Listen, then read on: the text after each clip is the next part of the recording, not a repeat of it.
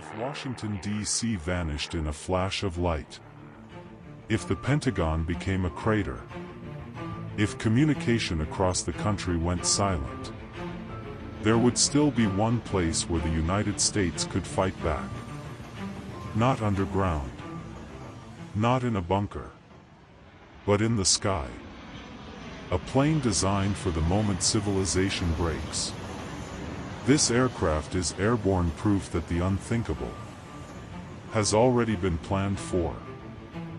During the Cold War, the United States lived with a reality few people understood. A nuclear attack wouldn't begin with armies. It would begin with decapitation. Missiles aimed not at soldiers, but at leaders. If the president, military commanders, and communication networks were destroyed in the opening minutes, the country would be paralyzed. So the US government asked a terrifying question. How do you run a nation after it's been erased? Underground bunkers were one answer. But bunkers can be targeted. Airspace is harder to kill. And so, a new idea emerged. A flying command center, capable of surviving nuclear war itself. Its official designation is E-4B Nightwatch. Only 4 exist. From the outside, it resembles a Boeing 747. But inside, it is something else entirely. The E-4B is the National Airborne Operations Center. In a national emergency, it becomes the White House, the Pentagon, and the final authority on nuclear retaliation, all combined into one aircraft. If the ground is lost, the war moves to the air.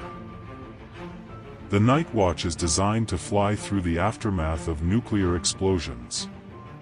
Its electronics are shielded against EMP attacks, electromagnetic pulses that would instantly destroy most modern technology. Where other aircraft would go blind, the E-4B keeps flying. It carries dozens of antennas that allow it to communicate with missile silos, strategic bombers, aircraft carriers. This plane doesn't just survive nuclear war. It controls it. Perhaps the most unsettling fact about the Doomsday Plane is that it's always ready. At least one E-4B is kept on constant alert. During the Cold War, one was airborne 24 hours a day, every day, just in case. The aircraft has been activated during moments of real crisis. The September 11th attacks, presidential emergencies, periods of extreme global tension. Every time it moves, it means something has gone very wrong.